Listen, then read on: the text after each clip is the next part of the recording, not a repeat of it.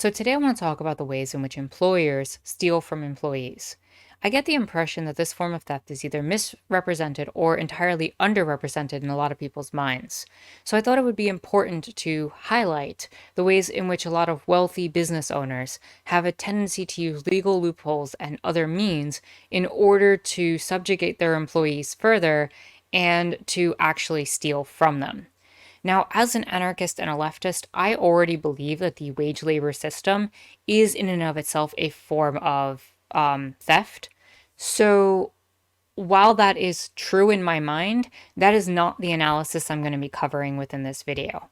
I want to be talking more about the ways that employers steal from employees within the framework of a system like the United States, and how that wage labor system is even further exploited to steal even more from people than what is already stolen. And I think this is important because it speaks to the on the ground issue that a lot of Americans and maybe a lot of other people are dealing with within their workspaces.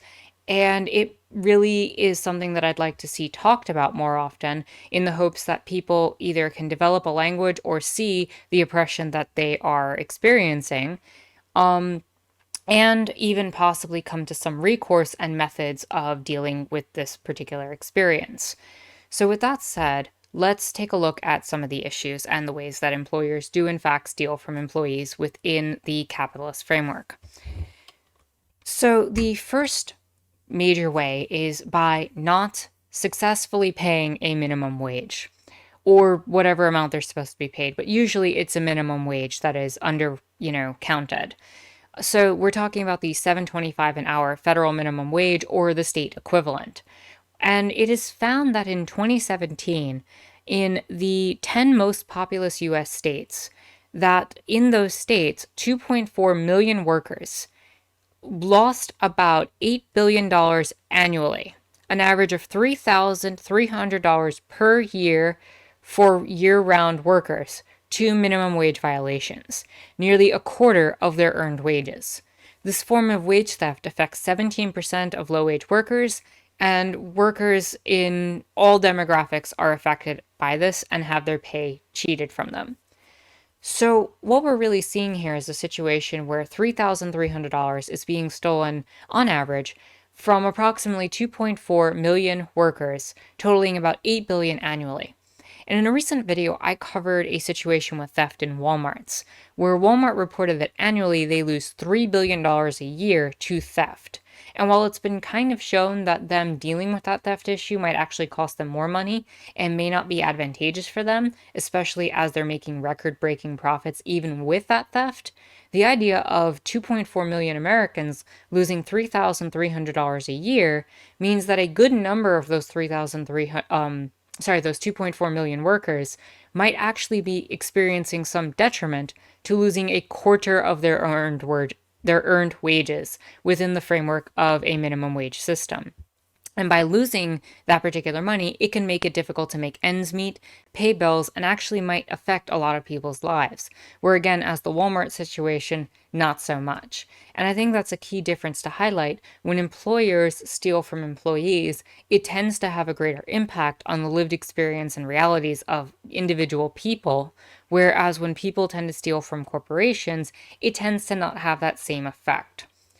So, with that said, what is a form of recourse or a method that people who experience that might, be able to put forward or attempt to try to get their situation rectified? Well, anyone who has had wage theft of any form and reports it or attempts to unionize to seek some sort of assistance from the outside, we have found that 43% on average experience some form of retaliation, such as outright firing, reduction of hours, or verbal abuse. And that the UCLA Labor Center reviewed wage claim data from 2008 to 2011 and found the majority of companies, that's 83% of companies, that were ruled against by the Labor Commission actually never paid any of these wages back. So, what is really going on in the United States that allows for something like that to happen? Well, the truth is the Department of Labor is actually really understaffed. The Wage and Hour Division of the United States Department of Labor actually only has 1,700 employees who are supposed to protect 144 million workers. Again, that's 1,700 employees handling the situation of 144 million workers. At the end of the day, people are going to get lost in that system. So it might be more advantageous to try to find a lawyer if you can find the time and money and resource to do that, or try to find a place that might even take your case for free to try to support you in that way. Because unfortunately, the government doesn't really have the resources or tools to assist the good majority of people who might be dealing with a certain situation like this. So, outside of stealing wages directly, another issue that occurs is within tips in, say, restaurants. Anytime you have a situation where a person earns tips, they are only mandated by their employer under federal law to pay $2.13 an hour and have tips supplement the rest of that. Unfortunately, when bookkeeping gets into play, sometimes that doesn't happen. And sometimes if an employee doesn't reach the full amount of tips that they're supposed to be earning to make that $7.25 an hour happen, they'll get underpaid or undercut. And that is one way that wage theft can occur. And some of these situations might even be accidental, but in a lot of cases they're accidental. And they actually are maliciously being done in a greedy fashion. So this is actually an issue most importantly discussed with paying in restaurants with credit cards, because oftentimes bookkeepers have a really hard time attributing exactly what tip goes to what employee. And so when you pay on a credit card, the tip amount, instead of paying cash and handing it directly to the employee, you end up in a situation where the bookkeeper doesn't always know where to allocate those funds. And so either funds can be paid out, in an uneven fashion where employees don't get their own earned tips, or it might be a situation where employers very easily skim off the top. And of course, that can happen with when you have a tip jar and people can just reach their hand in and take a little bit out. And when the employer is skimming off the top, the employee gets that much less. And then you factor in the bookkeeping situation where if they don't reach that $7.25 an hour, they might actually be paid less than minimum wage. And so overall, the tipping system really creates a dynamic where it is very easy, even in accidental cases, although a lot of times probably accidental cases that are not actually accidents, where employers can take from their employees. So, another thing that I want to talk about outside of the direct forms of theft and stealing from employees is situations where they steal time that maybe is ambiguous to some people about who owns that time. And one of the biggest examples of that is when employees are asked to arrive at work early. In most cases, it's usually a 15-minute early situation where they're told arrive 15 minutes early. But in many cases, it can also be a situation of up to a half hour early. And in these situations, while 15 minutes might not seem like a lot, over time that can add up greatly. And it can reach a certain significant amount. And it is your time. If you're going to work for an employee, they have no right to dictate that to you and make you wait to start your shift 15 minutes early. They have to start paying you the minute you arrive at your job. So I just want to briefly pull up a calculator very quickly and kind of go over just how much this can actually affect things. Say you go to work 5 days a week. Maybe they're not full shifts, but you're told to arrive 15 minutes early for those 5 days. And say that you're paid the federal minimum wage of $7.25 an hour. That's $7.25 an hour times 1.25 hours per week times 52 weeks in a year. That's $471 that you're losing out on just from showing up early and not getting your proper pay. Your employer has no right to ask you to come in early, and alternatives should be sought, such as maybe a demand that you're on time or other such situations, or if you are requested to arrive 15 minutes early, that you be allowed to punch in. And so within that framework, you also have situations around breaks. And while a lot of places do not require breaks, And state laws vary widely across the board. The one case that is mandatory, although not paid, is when mothers are nursing and they have to deal with that kind of situation in their workplace. They are mandated federally that they get a break. But a lot of state laws often provide some sort of break system that is required to be paid. And some employers don't actually pay that. And so if you want to go through that, the NCLSL has a very good article talking about this, where they say that state laws regarding meal and rest breaks also vary significantly. 29 states have no meal or rest break statutes for workers or for adult workers. Of states and that there are a number of other states that don't have requirements. 10 require both meal and rest breaks, 9 require only meal breaks, and 3 require breaks but do not specify if they should be considered a meal or rest break. There's a chart below that actually goes over all this. And rest breaks are considered paid time if they're less than 20 minutes. Meal breaks are generally unpaid if they're longer than 20 minutes. And employees are completely relieved of duty during that time. So basically, if you are working during your lunch, you are required to be paid. But in many instances, if you're taking that time off, you don't have to be. And so this list exists on here, and I'm going to throw it in the link in the description. So if you want to look up your specific state's information, you're able to. So all of that happens, but there's also other ways in which people are, not given their proper amount of money because of time. And this can be something like you made an error in the workplace and you're asked to come back in and fix that error. Oftentimes, employers might try to justify that and say, you don't deserve to be paid for that time. Even if you make a mistake, if the employer is still, asking you to come in and fix that and hasn't fired you, you are in a place where you're supposed to get paid for that time.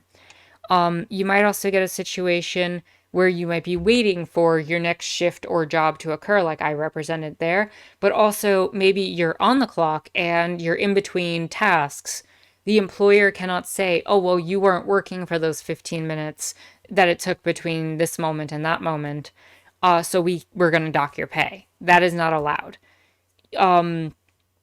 You cannot have unpaid paperwork, meetings, or management stuff, or undergoing training without being paid. You have to be paid during those types of situations. You have to be paid for whenever you're preparing a workspace. So if you get to a space and you're told by your boss, oh, the desk has to be clean, or maybe your construction site has to be set up before you can start getting paid, that is highly illegal. You should be paid from the moment you arrive at your workplace. Travel time is unfortunately not covered by this kind of stuff. And similarly, you cannot be told, oh, you have to stay and clean and not be paid for that. You must be paid for the entire time that you clean up or end a shift. So the beginnings and ends of a shift are often moments where they might steal 15 minutes here, 15 minutes there. And as we've shown, that if it happens just 15 minutes at the beginning of every shift, that can be almost $470 that's out of your pocket that the employer is actually stealing from you. So that's important things, I think, to note when looking at this kind of dynamic and theft. Anytime you're in a situation where the employer asks something of you, you should call into question whether or not they should be paying you in that moment. And the other way that I want to talk about, the last way in which employers really kind of use legal loopholes to steal from employees, is by miscategorizing workers. So that's done in one of two ways typically. One is by labeling regular workers managers. So it's been shown that Family Dollar Stores Incorporated agreed to pay around $1.15 million in a settlement proposed class action brought by New Jersey employees who claim they were owed overtime wages after being misclassified as exempt under federal law. Petco Animal Suppliers Incorporated, meanwhile, must now face a similar collective action after the company was unsuccessful in getting the lawsuit tossed from California federal court. The suit claimed assistant store managers had overtime wages withheld after they were wrongly classified as exempt from overtime pay. So, what happens in these particular situations is that as a manager, you might be able to be exempt from being paid overtime. So, if you classify regular employees as assistant managers or as managers, you can often get away with not paying them overtime. Now, again, bookkeeping errors and bookkeeping errors still happen in regular employees not getting paid overtime, where either the bookkeeper accidentally makes a mistake or the employer purposefully doesn't want to pay their employee more than that amount, right? If you're working more than 40 hours, you're supposed to get some sort of overtime pay.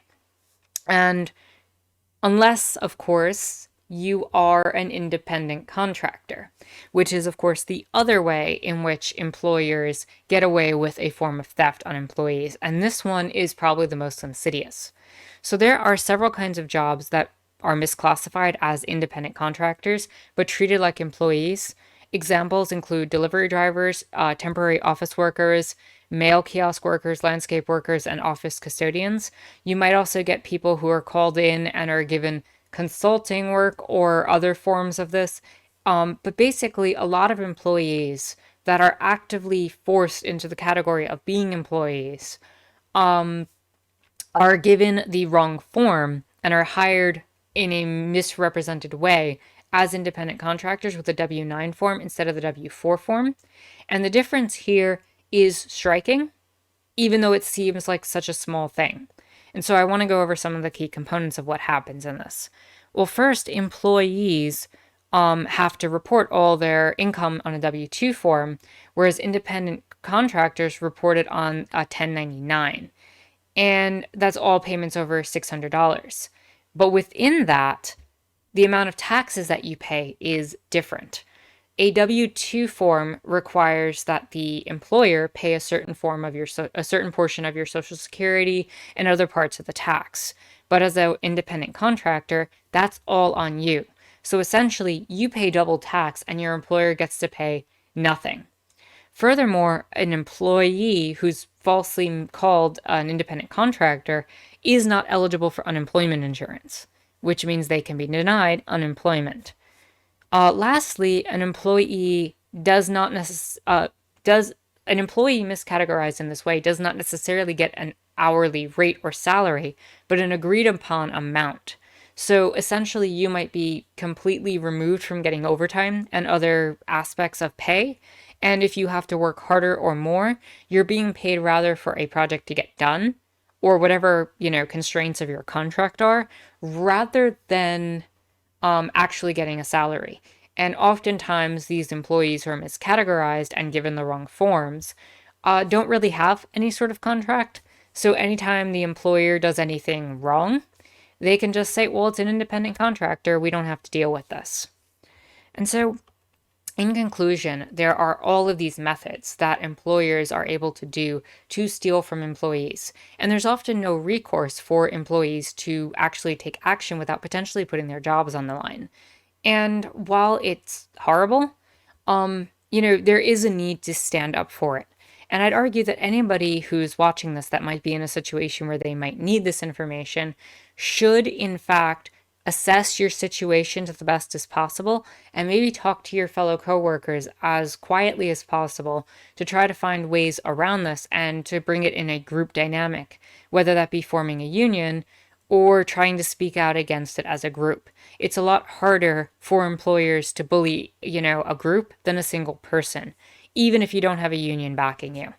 I would even further suggest that, again, in addition to assessing your on-the-ground situation, that you at least take note of your situation. If you are in the situation where your tips are being taken, start monitoring and writing down how much tip you're getting. Keep track of that yourself. Keep a journal if you have to. Keep track of how many hours were stolen from you.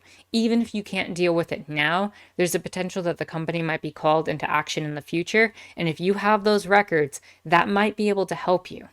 And in the worst case scenario, try to get in contact with a lawyer through any of these methods. Make sure you're correctly identified as an employee and not an independent contractor. Make sure that you are not being misidentified as a manager. Make sure that they aren't giving you the idea of a promotion in order to actually give you less pay, because that can happen and does happen across the board. With that said, if you like this video, give it a thumbs up, hit the subscribe button and bell for notifications. You can follow me on Twitter and check out my Discord in the description down below. That said, my name is Enrique Estera. I hope you enjoyed watching.